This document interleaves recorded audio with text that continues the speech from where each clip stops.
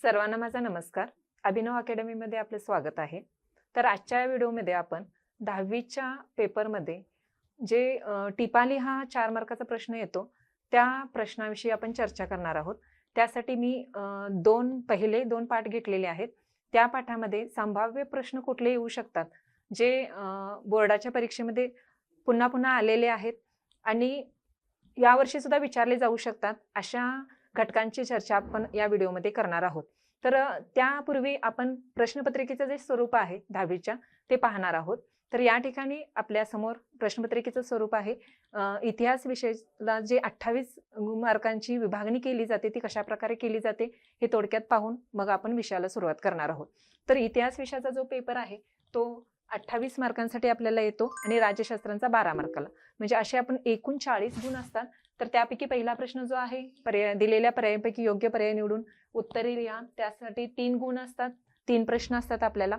त्याच्यानंतरचा दुसरा प्रश्न आहे, पुढीलपैकी चुकीची जोडी ओळखून लिहा, त्यासाठी सुद्धा 3 गुण असतात. 3 प्रश्न असतात आपल्याला. त्याच्यानंतर प्रश्न दुसरा जो आहे तो त्यातला आहे, सूचनांप्रमाणे कृती पूर्ण करा. 3 प्रश्न असतात, पैकी आपण 2 लिहायचे असतात. 4 मार्काला ते 2 प्रश्न असतात, म्हणजे 2 मार्काला 1 प्रश्न असतो. त्याच्यानंतर प्रश्न दुसऱ्यातलं टिपा लिहा जो आहे तो 3 प्रश्न दिले जातात, त्यापैकी आपण 2 लिहायचे असतात. तो सुद्धा प्रश्न 4 गुणांसाठी येतो.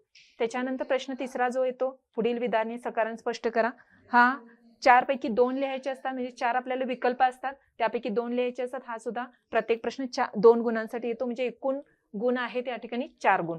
त्याच्यानंतर प्रश्न चौथा जो येतो, तर उताऱ्याचे वाचन करून प्रश्नांची उत्तरे लिहा, हा जो आहे या ठिकाणी 4 गुणांसाठी प्रश्न येतो. आणि प्रश्न 5वा जो आहे, पुढील प्रश्नांची सविस्तर उत्तरे लिहा, तो 4 प्रश्न असतात, त्यापैकी 2 लिहायचे असतात आपण, आणि तो प्रश्न जो येतो तो 6 गुणांच्यासाठी येतो. तर असं आपलं इतिहास विषयाचे जे प्रश्न पत्रिका येते त्यामध्ये गुणांची विभागणी 28 मार्कांच्यासाठी झालेली असते. त्यापैकी आज आपण पाहणार आहोत जो प्रश्न दुसऱ्यातला आहे, टिपा लिहा.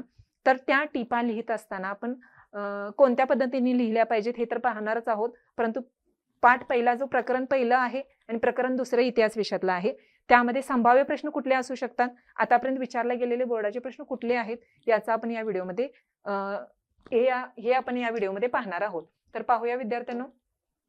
तर जो इतिहास लेखन पाश्चात्य परंपरामध्ये जे पाश्चात्य इतिहास लेखक आहेत त्यामध्ये येतात महत्वाचे जे इतिहास लेखक आहेत, वॉल्टेयर 1694 ते 1778 यांचा कार्यकाल आहे.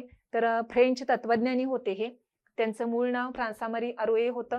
म्हणजे एका मार्कासाठी असा प्रश्न आला किंवा ऑडमॅन आउटसाठी आला, चुकीची जोडी ओळखा, त्यासाठी म्हणून हे सगळं डिटेलमध्ये इथे घेतलेलं आहे. तर सगळ्यात महत्वाचं आपण 2 मार्कांचा जो प्रश्न असतो 2 गुणांचा, त्या गुणांसाठी 4 पॉईंट लिहिणं गरजेचं असतं. मग त्या 4 गुणांनुसार 4 पॉईंटनुसार आपण जो आपल्याला दिलेला विषय आहे, घटक आहे, तो त्यामध्ये आपण व्यवस्थित क्लिअर करणं गरजेचं असतं. तर मी ह्या ठिकाणी तुम्हाला ते सांगण्याचा प्रयत्न करणार आहे की कशा रीतीने आपण टिपा लिहायच्या असतात. तर वॉल्टेयर जे आहेत फ्रेंच तत्वज्ञानी म्हणून ओळखले जातात. तर फ्रेंच तत्वज्ञानी हे देण्याचं कारण काय आहे की हा जो आपण टिपा लिहायची सराव करत असतो, टिपा लिहायच्या प्रश्नांचा सराव करत असतो, त्यावेळेला एकाच वेळी आपल्याला टिपा लिहा या प्रश्नाचा तर सराव होतोच, परंतु त्याचबरोबर एका मार्कासाठी योग्य पर्याय निवडून उत्तरे लिहा, त्याच्यानंतर चुकीची जोडी ओळखा, त्याच्यानंतर संकल्पना चित्र पूर्ण करा, या सगळ्यांचा अभ्यास सुद्धा या प्रश्नामध्ये होतो. त्यामुळं टिपा लिहा हा घटकाचा अभ्यास करत असताना तो त्याच्या पद्धतीनं करणं गरजेचं आहे. उदाहरणार्थ आपण एखादा घटक घेतला तर व्हॉल्टेयरचा हा कोणत्या देशाचा तत्वज्ञानी होता, एका वर्षी प्रश्न विचारला गेलेला आहे की चुकीची जोडी ओळखा, तत्वज्ञानी दिलेले आहेत आणि त्यांचे देश दिलेले आहेत, त्यापैकी चुकीची जोडी ओळखा हा प्रश्न होता. त्यामुळे या ठिकाणी तो फ्रेंच तत्वज्ञानी होता. त्याचं मूळ नाव होतं फ्रान्सामरी अरुये. तर त्यानं जे इतिहास लेखनासाठी काय गरजेचं आहे ते सांगितलं. तर इतिहास लेखनासाठी केवळ वस्तुनिष्ठ सत्य आणि घटनांचा कालक्रम एवढ्यावरच लक्ष केंद्रित न करता तत्कालीन समाजाच्या ज्या परंपरा आहेत, व्यापार आहे, आर्थिक व्यवस्था आहे, शेती आहे, इत्यादी गोष्टींचा विचार करणं आवश्यक आहे हे त्यानं सांगितलेलं आहे. त्यामुळं त्यानं मांडलेला जो विचार आहे इतिहास लेखनासाठी, त्यानं मांडलेला जो मुद्दा आहे तो इतिहास लेखनामध्ये खूप महत्वाचा आहे.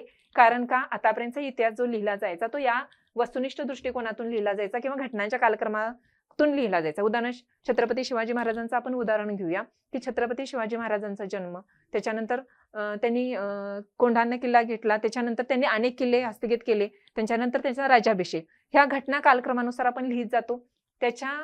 त्याचबरोबर आपण हे फक्त त्या घटनांच्या वरतीच न लिहिता त्या कालखंडामध्ये छत्रपती शिवाजी महाराजांचा व्यापार कसा चालायचा, तर छत्रपती शिवाजी महाराजांचा व्यापार सागरी मार्गाने मोठ्या प्रमाणात चालायचा.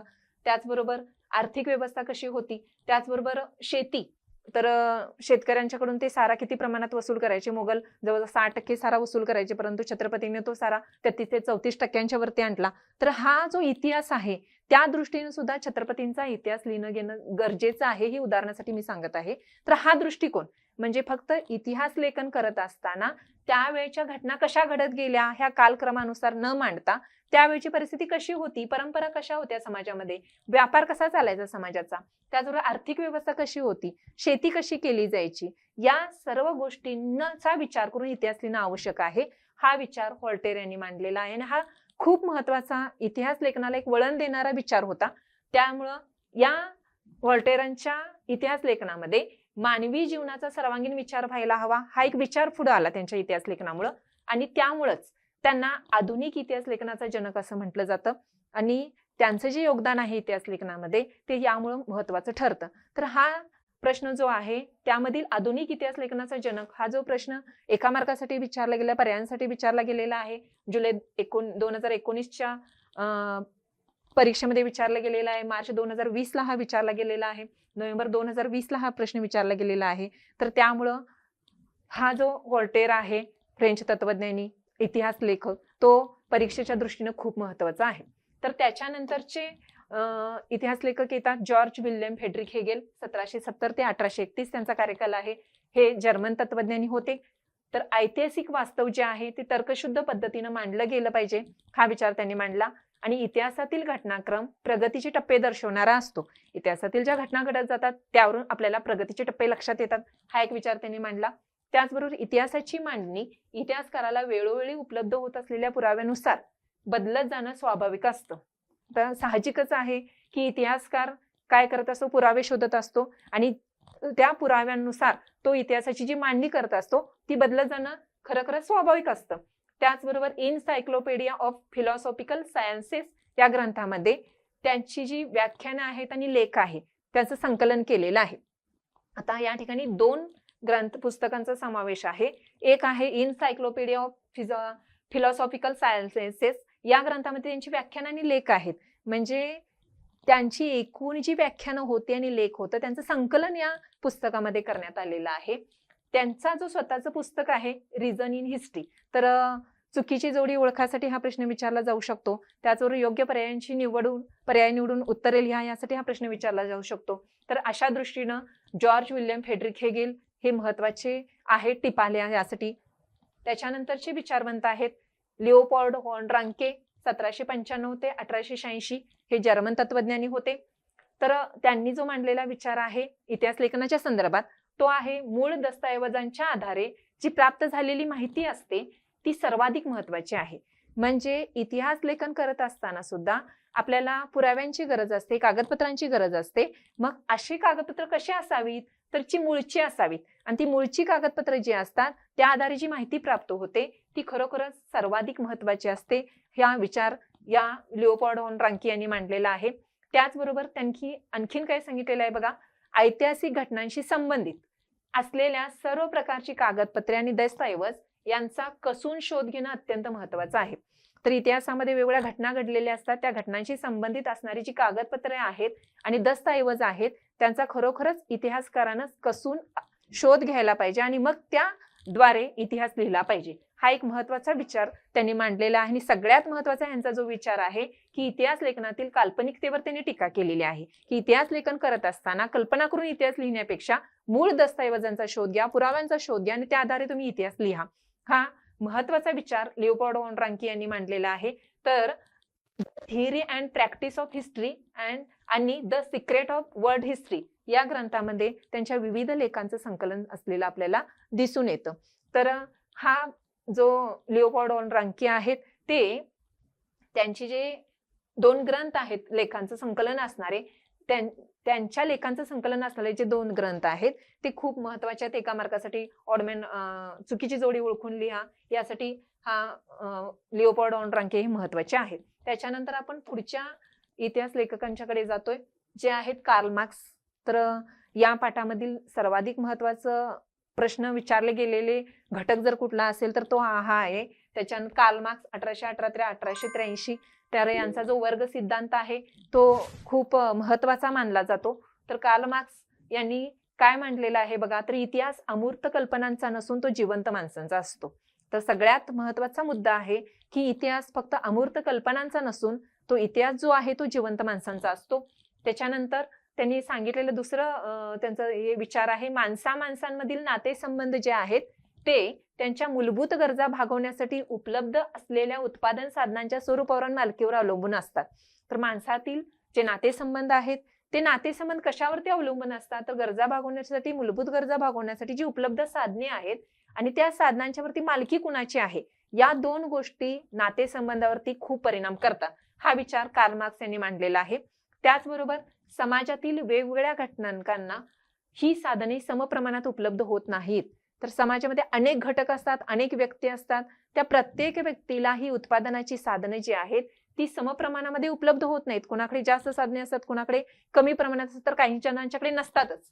मग अशामुळं समाजाची वर्गावर आधारित विषम विभाजनी होऊन वर्ग संघर्ष निर्माण होतो. तर वर्ग संघर्ष निर्माण होण्याचं महत्वाचं कारण त्यांनी सांगितलेलं आहे की जी उत्पादनाची साधनं आहेत त्याची मालकी कुणाकडे असते यावरती काय होतं, तर त्या साधनांची समप्रमाणात विभागणी होत नाही आणि ज्याच्याकडं जास्त प्रमाणात ती साधनं आहेत तो वर्ग इतर वर्गांचं आर्थिक शोषण करतो आणि यामुळेच वर्ग संघर्ष निर्माण होतो. आणि हा जो वर्ग सिद्धांत आहे या वर्ग संघर्षाचा तो कार्ल मार्क्स यांनी मांडलेला आहे.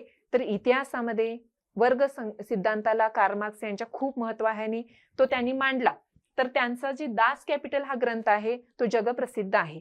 तर दास कॅपिटल हा जो ग्रंथ आहे, कार्ल मार्क्स लेखक आहेत, तो पर्यायासाठी प्रश्न विचारला गेलेला आहे. बऱ्याच वेळेला चुकीची जोडी ओळखासाठी विचारला जाऊ शकतो आणि हा जो प्रश्न आहे टिपालियासाठी हा घटक आहे तो महत्वाचा तर आहेच, परंतु आपल्याला मोठ्या जो 3 मार्काचा प्रश्न येतो सविस्तर उत्तर लिहा त्यासाठी सुद्धा येऊ शकतो. तर कार्ल मार्क्स यांचे योगदान खूप महत्वाचं आहे, त्यामुळे या पाठातील महत्वाचा घटक म्हणून आपण त्याच्याकडे बघू शकतो. त्याच्यानंतर पुढचे इतिहास लेखक आहेत मायकेल फुको. 1926 ते 1984 यांचा कार्यकाल आहे. तर फ्रेंच इतिहासकार आहेत, हे सुद्धा इतिहास लेखनाची एक नवी संकल्पना त्यांच्यामुळे पुढे आलेली आहे. तर इतिहासाची कालक्रमानुसार अखंड मांडणी करण्याची पद्धत चुकीची आहे. तर इतिहासाची मांडणी करत असताना आपण ती कालानुसार अखंडपणे करणं हे चुकीचे आहे, हा विचार त्यांनी मांडलेला आहे.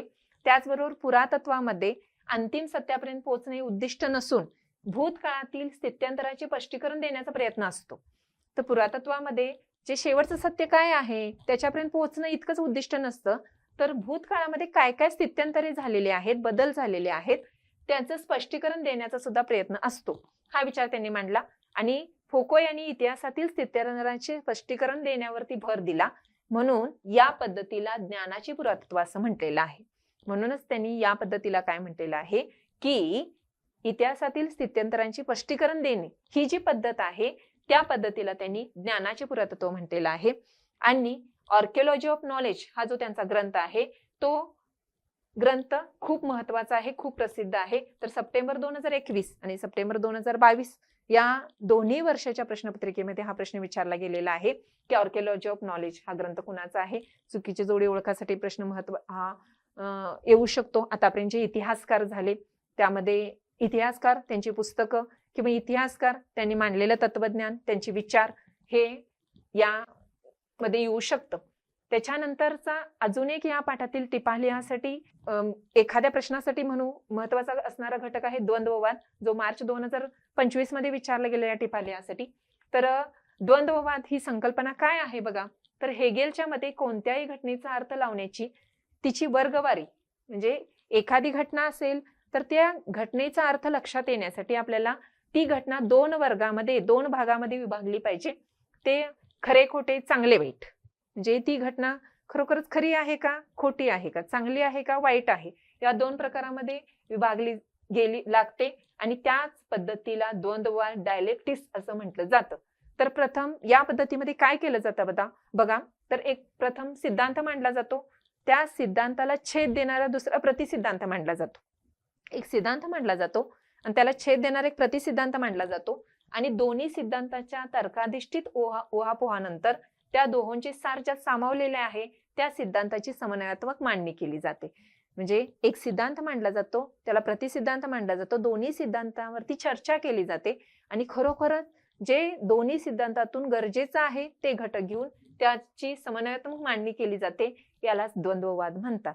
आता नावावरूनच आपल्या लक्षात येते की दोन्ही बाजूने विचार करणं, म्हणजे एखादी घटना असेल तर ती खरी आहे की खोटी आहे, सत्य आहे की असत्य आहे, त्याचबरोबर चांगली आहे की वाईट आहे, या दोन प्रकारामध्ये विभागले करायची, त्या दोन्हीचे घटक काढायचे, त्या दोन्ही मधील जे खरोखरच त्या घटनेला लागू होणारे योग्य घटक कुठले आहेत त्या घटकांना घेऊन दोन्हीतील काय केली जाते, सिद्धांताची समन्वयात्मक मांडणी केली जाते, याला द्वंद्ववाद म्हणतात आणि हे हेगेलने मांडलेलं आहे. त्याच्यानंतर ह्या पाठातला अजून एक महत्वाचा घटक आहे ज्याच्यावरती प्रश्न विचारले गेलेले आहेत, विचारले जाऊ शकतात, असा घटक म्हणजे ॲनल्स प्रणाली आहे. जुलै 2019 ला हा प्रश्न विचारला गेलेला आहे, नोव्हेंबर 2020 ला याच्यावरती प्रश्न विचारला गेलेला आहे आणि सप्टेंबर 2021 च्या परीक्षेमध्ये याच्यावरती प्रश्न विचारला गेलेला आहे. तर ॲनल्स प्रणाली काय आहे आपण बघूया. 20व्या शतकाच्या मध्येच फ्रान्समध्ये ॲनल्स इतिहास लेखनाची प्रणाली उदयास आली. म्हणजे फ्रान्समध्ये उदयास आलेली ही इतिहास लेखनाची एक पद्धत आहे ॲनल्स प्रणाली. तर ही पद्धत काय सांगते बघा, तर इतिहासाचा अभ्यास फक्त राजकीय नेते, राजकीय घडामोडी, राजे, त्याचबरोबर महान नेते आणि त्या अनुषंगानं राजकारण असेल, मुत्सद्देगिरी असेल, युद्ध असेल यांच्यावर केंद्रित न करता, म्हणजेच इतिहास लेखन जे आहे ते फक्त राजे महाराजे, राजकीय नेते, राजकीय घडामोडी, राजकारण या गोष्टींच्यावरती, राजकारणाशी संबंधित असणाऱ्या सगळ्या गोष्टी या गोष्टींच्यावरती केंद्रित न करता त्यावेळचं हवामान कसं होतं, त्याचबरोबर दळणवळण, संपर्काची साधने काय होती, सामाजिक परिस्थिती कशी होती, समाजाची विभागणी कशी होती, त्यावेळच्या समूहाची मानसिकता कशी होती, या दृष्टीनं करणं सुद्धा महत्वाचं मानलं जाऊ लागलं आणि यालाच ॲनल्स प्रणाली म्हणतात. तर ॲनल्सचा अर्थ काय आहे बघा, तर वार्षिक इतिवृत्त, वर्षाचा इतिवृत्त, घटना ज्या काळात घडली तिची केवळ राजकीय नव्हे, एखादी घटना घडलेली असेल तर त्या घटनेचा फक्त राजकीय दृष्टिकोनातून विचार न करता तत्कालीन त्यावेळेचं सामाजिक, आर्थिक या सर्व दृष्टीनं त्या घटनेचा अभ्यास केला जातो, यालाच केला पाहिजे, यालाच ॲनल्स प्रणाली म्हणतात. आणि ही जी ॲनल्स प्रणाली आहे ती फ्रान्समध्ये उदयास आलेली आहे. या प्रणालीमध्ये काय सांगितलेलं आहे की इतिहासचा अभ्यास करत असताना फक्त राजकीय दृष्टिकोनातून न करता त्यावेळेचं हवामान कसं होतं, तत्कालीन परिस्थिती कशी होती, समाजाची मानसिकता कशी होती, सामाजिक विभागणी कशा प्रकारे झालेली होती, या सगळ्या घटकांचा विचार करून केलं जाणं गरजेचं आहे आणि त्यामध्ये त्या सगळ्या गोष्टींचा सर्वांगीण अभ्यास केला पाहिजे, असा एक विचार पुढे आला, त्यालाच ॲनल्स प्रणाली म्हणतात. आणि या पाठातील जो वारंवार विचारला जाणारा प्रश्न आहे त्या ज्या घटकावरती विचारला जातो तो हा महत्वाचा घटक म्हणून आपण या घटकाकडे पाहू शकतो. त्याच्यानंतर आहे या पाठातलं महत्वाचा अजून एक घटक स्त्रीवादी इतिहास लेखन, ज्या प्रश्न आपल्याला टिपाल्यासाठी तर येऊ शकतो, परंतु एका मार्कासाठी अनेक दृष्टीनं हा प्रश्न महत्वाचा आहे, घटक महत्वाचा आहे. मग हा जो स्त्रीवादी इतिहास लेखन हा प्रश्न आहे तो मार्च 2020 मध्ये विचारला गेलेला आहे, 2024 मध्ये विचारला गेलेला याच्या प्रश्नपत्रिकेमध्ये आलेला हा प्रश्न आहे. तर काय आहे स्त्रीवादी इतिहास लेखन? स्त्रीवादी इतिहास लेखन म्हणजे स्त्रियांच्या दृष्टिकोनातून केलेली इतिहासाची पुनर्रचना, म्हणजे इतिहास फक्त तो स्त्रियांच्या दृष्टीनं पुन्हा लिहिला गेला. तर सीमा दो बोवा या फ्रेंच विदुषीनं स्त्रीवादी मूलभूत भूमिका सिद्ध केली. तर यामध्ये कुणाची भूमिका महत्वाची आहे, तर सीमा दो बोवा या फ्रेंच विदुषी होत्या, त्या फ्रेंच विदुषीने या स्त्रीवादी इतिहास लेखनामध्ये महत्वाची भूमिका निभावलेली आहे. तर स्त्रीवादी इतिहास लेखन म्हणजे फक्त स्त्रियांच्या दृष्टिकोनातून इतिहासाची पुनर्रचना नसून पुरुष प्रधान दृष्टिकोनाचा पुनर्विचार करण्यावर सुद्धा भर दिला गेला. तर स्त्रीवादी इतिहास लेखन म्हणजे फक्त स्त्रियांचाच इतिहास, स्त्रियांच्या दृष्टीनं इतिहासाचं पुनर्लेखन, पुनर्रचना करणं नाहीये, तर खरोखरच पुरुष प्रधान दृष्टिकोनाचा पण त्यामध्ये विचार केला गेला आणि त्या पुरुष प्रधान दृष्टिकोनाचा पुनर्विचार करून त्या इतिहास तो लिहिला गेला. आणि यामध्ये स्त्रियांच्या आयुष्यातील निगडीत विषयांवर संशोधन सुरू झालं. तर स्त्रीवादी इतिहास लेखनामध्ये स्त्रियांशी आयुष्याशी निगडीत, मग त्या दैनंदिन काम करत असताना, नोकरी करत असताना त्यांना कोणकोणते प्रश्न येतात त्या गोष्टींचा सुद्धा संशोधन सुरू झालं. तर असा स्त्रीवादी इतिहास लेखन ह्या पाठातला घटक आहे, ज्या परीक्षेच्या दृष्टीनं महत्वाचा आहे. आतापर्यंत या घटकावरती बरेचसे प्रश्न विचारले गेलेले आहेत. त्याच्यानंतर आपण पुढे जाऊया. दुसरा पाठ आहे आपला प्रकरण दुसरं, इतिहास लेखन भारतीय परंपरा. या प्रकरणातील परीक्षेच्या दृष्टीनं महत्वाचे घटक कुठले आहेत? टिपा लिहासाठी तर आहेतच, परंतु टिपा लिहाचा अभ्यास करत असताना मी सुरुवातीला म्हटल्याप्रमाणे वेगवेगळ्या प्रश्नांसाठी सुद्धा आपल्याला या घटकाची हे घटक किंवा महत्वाचे आहेत. त्यामधील पहिलाच आहे वसाहतवादी इतिहास लेखन. तर वसाहतवादी इतिहास लेखन म्हणजे थोडक्यात काय आहे, तर भारतीय इतिहासाचा अभ्यास आणि लेखन करणाऱ्या सुरुवातीच्या इतिहासकारांमध्ये प्रामुख्याने ब्रिटिश अधिकारी तसेच ख्रिश्चन धर्म प्रसारकांचा अंतर्भाव होता. म्हणजे भारतीय इतिहासाचा अभ्यास आणि लेखन जर सुरुवात कोणी केली असेल तर ते वसाहतवादी जे इतिहास लेखक आहेत त्यांनी केलेले आहे. मग त्यामध्ये ब्रिटिश पण येतात, त्याचबरोबर ख्रिश्चन धर्म प्रसारक पण येतात. म्हणजे ह्या दोघांनी भारतीय इतिहासाचा अभ्यास आणि लेखन केलं. त्याचबरोबर हे लेखन करत असताना खरोखरचा इतिहास लिहिला गेला नाही, तर भारतीय संस्कृती ही गौण दर्जाची आहे. पाश्चात्य संस्कृतीपेक्षा भारताची संस्कृती जी आहे ती गौण दर्जाची आहे, खालच्या दर्जाची आहे. हाच दृष्टिकोन ठेवून ब्रिटिशांनी असून दे किंवा ख्रिश्चन धर्म प्रसारकांनी असून दे हा वसाहतवादी इतिहास लिहिलेला आहे.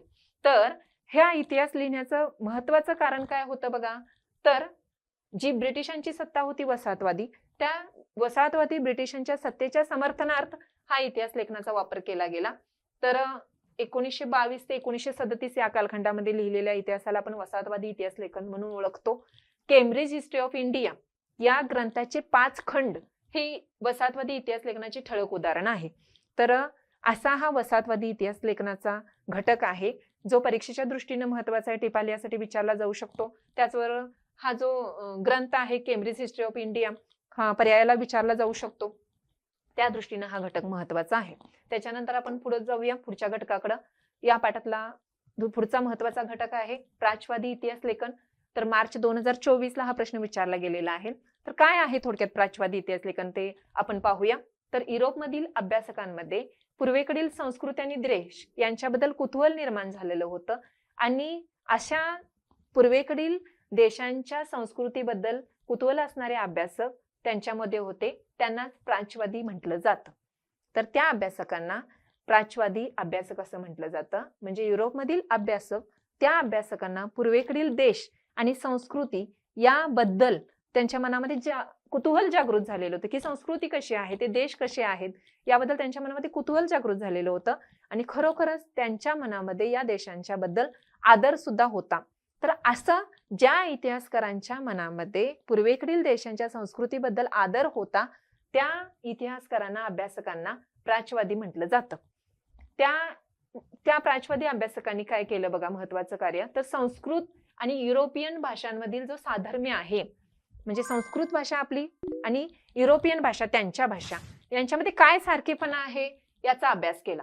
त्याच्यानंतर त्यांनी इतकंच केलं नाही तर वैदिक वाङ्मय आणि संस्कृत साहित्याचा अभ्यास केला.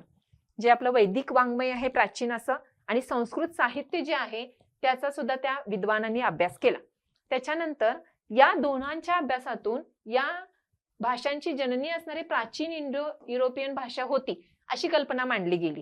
म्हणजे युरोपियन भाषा आणि आपल्या देशातली भाषा संस्कृत भाषा या दोन्ही भाषा जिथून उत्पन्न झालेल्या आहेत, निर्माण झालेल्या आहेत, त्या दोन्ही भाषांची मूळ भाषा कुठली होती, प्राचीन इंडो युरोपियन भाषा होती अशी एक कल्पना त्यांनी मांडलेली आहे. तर 1784 मध्ये सर विल्यम जोन्स यांनी कोलकाता येथे एशियाटिक सोसायटीची स्थापना केलेली आहे. तर प्राच्यवादी इतिहासकारांच्या मध्ये सर विल्यम जोन्स यांचा समावेश होतो. तर त्यांनी एशियाटिक सोसायटीची स्थापना 1784 मध्ये केली. तर या पाठातला एक महत्वाचा मुद्दा म्हणून आपण त्याच्याकडे पाहू शकतो की प्राच्यवादी इतिहास लेखन. त्याच्यानंतर या पाठातला महत्वाचा घटक आहे राष्ट्रवादी इतिहास लेखन. तर भारताच्या प्राचीन वैभवाचा अभिमान, भारताची जी प्राचीन संस्कृती आहे, संपन्न अशी संस्कृती आहे, त्या संस्कृतीचा अभिमान आणि असणारे भारतीयांच्या मध्ये आत्मजागृत करण्याकडे असलेला कल दिसतो त्यांच्या लेखनात. राष्ट्रवादी इतिहास लेखन असं म्हटलं जातं की भारताची जी प्राचीन आपला परंपरा आहे, अभिमान आहे, संस्कृती आहे, या सर्वांच्या बद्दल भारतीयांना आत्मजागृती निर्माण झाली ज्यावेळेला त्यांनी इंग्रजी शिक्षण घेतलं.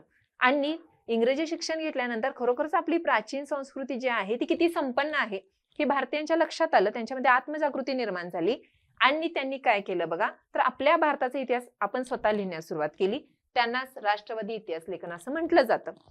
तर प्राचीन भारताच्या पूर्वग्रह दूषित इतिहास आला त्याला त्यांनी विरोध केला. तर वसाहतवादी इतिहास लेखन आपण बघितलेला आहे मागच्या घटकामध्ये. तर ब्रिटिशांनी आणि जे ख्रिश्चन धर्म प्रसारक होते त्यांनी जो भारताचा इतिहास लिहिला तो भारतीय संस्कृती गौण आहे या दृष्टिकोनातूनच लिहिला आणि आपला जे वसाहतवादी दृष्टिकोन होता त्याचा प्रसार करण्यासाठी केला. त्यामुळं भारतीयांनी तो इतिहास वाचल्यानंतर त्यांच्या लक्षात आलं की भारताचा इतिहास चुकीच्या पद्धतीने लिहिला गेलेला आहे, म्हणून त्याला त्यांनी विरोध केला. त्याच्यानंतर या इतिहासकारांनी वैशिष्ट्य काय बघा, तर भारताच्या इतिहासातील जे सुवर्णकाळ आहे तो सुवर्णकाळ शोधण्याचा त्यांनी प्रयत्न केला. म्हणजे भारताचा इतिहासातील सुवर्णकाळ कुठला आहे तो शोधून तो लिहिण्याचा प्रयत्न त्यांनी केला. आणि यामध्ये महादेव गोविंद रानडे आहेत, रामकृष्ण गोपाळ भांडारकर आहेत, विनायक दामोदर सावरकर आहेत, राजेंद्रलाल मिश्रा आहेत. या सर्वांचा समावेश राष्ट्रवादी इतिहास लेखन म्हणून आपण त्यांचं उदाहरण पाहू शकतो. तर हा सुद्धा प्रश्न संकल्पना चित्र पूर्ण करायसाठी विचारला जाऊ शकतो. त्याचबरोबर टिपा लिहासाठी तर महत्वाचा आहेच. तर अशा दृष्टीनं हा जो घटक आहे राष्ट्रवादी इतिहास लेखन या पाठातील तो खूप महत्वाचा आहे. त्यानंतर आपण पुढच्या घटकाकडे जाऊया. तर राष्ट्रवादी इतिहास लेखनामध्ये ज्यांनी महत्वाचं योगदान दिलं ते इतिहास लेखक म्हणजे वि.का. राजवाडे. तर वि.का. राजवाडेंचं काय योगदान आहे टिपा लिहासाठी, हा वि.का. राजवाडे प्रश्न येऊ शकतो आपल्याला. तर वि.का. राजवाडे इतिहास लेखन, भाषाशास्त्र, उत्पत्ती, व्याकरण अशा अनेक विषयावर मूलभूत संशोधन करणारे आणि मराठी भाषेतून लेखन करणारे इतिहासकार म्हणून राजवाडे परिचित आहेत. मराठी भाषेतून इतिहास लिहिणारे इतिहासकार म्हणून त्यांना ओळखलं जातं. त्याचबरोबर सगळ्यात महत्वाचं म्हणजे आपला इतिहास आपण लिहिला पाहिजे या गोष्टीचा त्यांनी पुरस्कार केला. आपल्या देशाचा इतिहास आपण लिहिला पाहिजे या गोष्टीचा त्यांनी जोरदार पुरस्कार केला. त्याचबरोबर तिसरा पॉइंट आपण त्यांच्या बाबतीत लिहू शकतो की मराठ्यांच्या इतिहासाची साधनं या नावाने त्यांनी 22 खंड संपादित केलेले आहेत. तर मराठ्यांची इतिहासाची साधनं या नावाने त्यांनी एकूण 22 खंड संपादन केलेले आहेत. त्याचबरोबर इतिहास म्हणजे भूतकाळातील समाजाचे सर्वांगीण समग्र जीवन दर्शन, केवळ राजकीय घडामोडी सत्तांतरासाठी केलेली कारस्थानी युद्धे यांच्या हकीकती नव्हेत असं त्यांनी मत मांडलेलं आहे. म्हणजे ज्याप्रमाणे पाश्चात्य इतिहास लेखकांनी आपल्या इतिहास लेखनाची वेगवेगळी मतं मांडली इतिहास लेखनासंदर्भात, त्याप्रमाणेच वि.का. राजवाडेने सुद्धा आपलं एक मत मांडलेलं आहे. म्हणजे इतिहास लेखन म्हणजे केवळ भूतकालीन समाजाचे सर्वांगीण समाज जीवन दर्शन नव्हे, त्याचबरोबर राजकीय घडामोडी सत्तांतरासाठी केलेली कारस्थानं युद्ध नव्हेत असं मत त्यांनी मांडलेलं आहे. या गोष्टींचाच अभ्यास करणं म्हणजे इतिहास नव्हे हे त्यांचं मत होतं. आणि इतिहास लिहित असताना तो अस्सल कागदपत्रांच्याच आधारे लिहिला गेला पाहिजे असा त्यांचा आग्रह होता. तर वि.का. राजवाडेंच्या बाबतीमध्ये हे महत्वाचे पॉइंट म्हणून आपण टिपा लिहासाठी लिहू शकतो. त्याच्यानंतर पुढचे राष्ट्रवादी इतिहासकार आहेत आपले स्वातंत्र्यवीर सावरकर. तर राष्ट्रवादी इतिहास लेखनाचा उपयोग स्वातंत्र्यवीर सावरकरांनी the Indian war of independence 1857 या पुस्तकाचं विशेष महत्व आहे त्यांच्या. कारण हे जे 1857चं स्वातंत्र्य समर होतं त्यावरती आधारित त्या काळचा जो सगळा इतिहास आहे तो आपल्याला याद्वारे अभ्यासता येतो, पाहता येतो. त्यामुळं राष्ट्रवादी इतिहास लेखनाचं एक उत्तम उदाहरण म्हणून आपण या पुस्तकाचा उपयोग करू शकतो. त्यामुळे त्या पुस्तकाला खूप महत्व आहे. त्याच्यानंतर त्या स्वातंत्र्यवीर सावरकरांनी जे the Indian war of independence हे पुस्तक लिहिलं, त्या पुस्तकानंतर त्यांच्या लिखाणानंतर वेगवेगळ्या भारतीयांनी प्रादेशिक इतिहास लिहायला सुरुवात केली. त्यामुळे सुद्धा स्वातंत्र्यवीर सावरकरांचं महत्व खूप आहे इतिहास लेखनामध्ये की त्यांच्यामुळे प्रादेशिक इतिहास लिहिण्याला चालना मिळाली.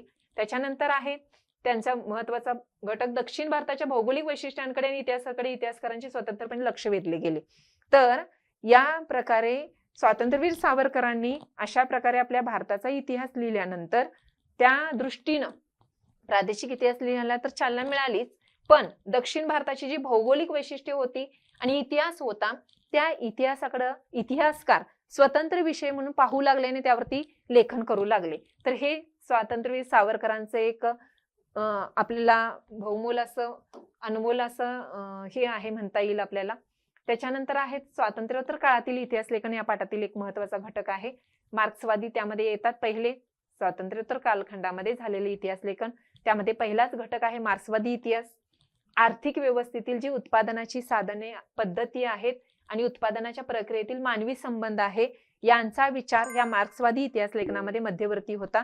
म्हणजेच आर्थिक व्यवस्थेतील जी उत्पादनाची साधनांची पद्धती होती आणि मानवी संबंध होते उत्पादनाच्या प्रक्रियेतील, त्या दोन्ही गोष्टींचा विचार ही या इतिहास लेखनाची मध्यवर्ती विषय होता.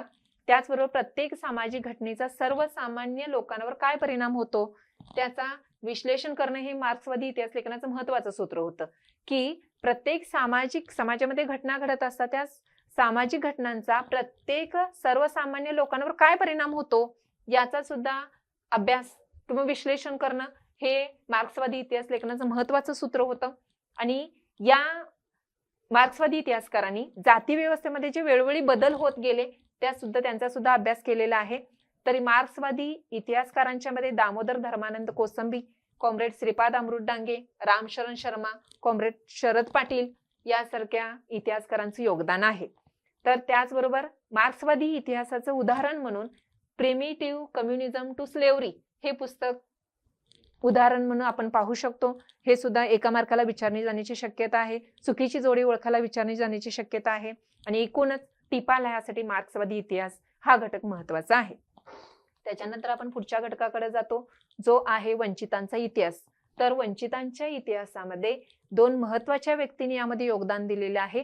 त्यापैकी पहिले आहेत महात्मा ज्योतिबा फुले आणि दुसरे आहेत डॉक्टर बाबासाहेब आंबेडकर. तर महात्मा ज्योतिबा फुले यांनी सर्वसामान्य लोकांच्या स्तरापासूनच इतिहास लेखनाची सुरुवात करायला पाहिजे हा एक विचार मांडला. तर अँटोनियो ग्रामची या इटालियनच्या तत्वज्ञानाचे जे महत्वाचं स्थान आहे की सर्वसामान्य लोकांच्या स्तरापासूनच समाजाच्या तळाशी असलेल्या इतिहास लेखनाची सुरुवात करायला पाहिजे हा जो विचार आहे तो विचार महात्मा फुल्यांच्या आपल्याला इतिहास लेखनामध्ये दिसून येतो. महात्मा फुलेंचं जे गुलामगिरी पुस्तक आहे ते पुस्तक जे आहे ते वंचितांचा इतिहास म्हणून आपण अभ्यासू शकतो. तर वंचितांच्या इतिहासाचं उदाहरण म्हणून गुलामगिरी पुस्तकात हे खूप महत्वाचं आहे. धर्माच्या नावाखाली स्त्रिया, शूद्र आणि अतिशूद्र यांचा जो शोषण व्हायचं यांचं त्या शोषणाकडे लक्ष वेधलं त्यांनी. त्याच्यानंतर आहेत डॉक्टर बाबासाहेब आंबेडकर. तर डॉक्टर आंबेडकरांनी सुद्धा धर्माच्या नावाखाली जी स्त्रिया आणि शूद्र अतिशूद्र यांची शोषण होतं त्या गोष्टीकडे लक्ष वेधलेलं आहे. सतत त्यांनी लेखन केलं. त्यांची दोन पुस्तकं आहेत, हू वर द शूद्रास आणि द अनटचेबल्स. हे वंचितांच्या इतिहासाचं उदाहरण म्हणून आपल्याला सांगता येतात. त्याच्यानंतर या पाठातील शेवटचा घटक जो आहे तो आहे स्त्रीवादी इतिहास लेखन. मार्च 2020 हा प्रश्न विचारला गेलेला आहे. तर स्त्रियांनी निर्मिलेल्या साहित्याचं संशोधनाने संकलन करणं हे आवश्यक होतं. स्त्रियांनी जे जे साहित्य निर्माण केलेलं आहे त्याचं संशोधन करणं आणि ते एकत्र करणं महत्वाचं होतं. तर इतिहासातील स्त्रियांच्या स्थानाचा विचार नव्याने होणं आवश्यक होतं. आणि त्याचबरोबर 19व्या शतकात स्त्रियांविषयी जे लेखन करणाऱ्या लेखिका होत्या त्यामध्ये ताराबाई शिंदे यांचं नाव अग्रणी घेतलं जातं. त्यांनी पुरुष प्रधान व्यवस्था आणि जाती व्यवस्था याला विरोध करणारे लेखन केलेलं आहे. तर ताराबाई शिंदे ज्या आहेत त्यांचं स्त्रीवादी इतिहास लेखनामध्ये 19व्या शतकातील त्यांचं पुरुष प्रधान व्यवस्था आणि जाती व्यवस्था यांना विरोध करणारे लेखन करणाऱ्या लेखिका म्हणून महत्वाचं स्थान आहे या लेखनामध्ये. त्याचबरोबर सन 1882 मध्ये प्रसिद्ध झालेलं जे स्त्री पुरुष तुलना हे पुस्तक आहे ते भारतातील पहिले स्त्रीवादी लेखन समजलं जातं. आणि हा जो प्रश्न आहे स्त्री पुरुष तुलना हा मार्च 2023 प्रश्न विचारण्यात आलेला आहे याच्यावरती. त्याच्यानंतर 1888 मध्ये पंडिता रमाबाई यांनी the high caste Hindu woman हे पुस्तक प्रसिद्ध झालेलं आहे त्यांचं. त्याचबरोबर crossing thresholds feminist essays in social history या पुस्तकाचा उल्लेख करता येईल स्त्रीवादी इतिहासच्या पुस्तकामध्ये उदाहरण म्हणून. त्याचबरोबर writing caste, writing gender, reading Dalit women's testimonies यामध्ये दलित स्त्रियांच्या आत्मचरित्रावर लिहिलेल्या निबंधांचं संकलन आहे. तर अशा दृष्टीनं स्त्रीवादी इतिहास हा जो घटक आहे या पाठातला तो टिपा लिहायसाठी महत्वाचा आहे. एका मार्कासाठी प्रश्न याच्यावरती विचारले जाऊ शकतात.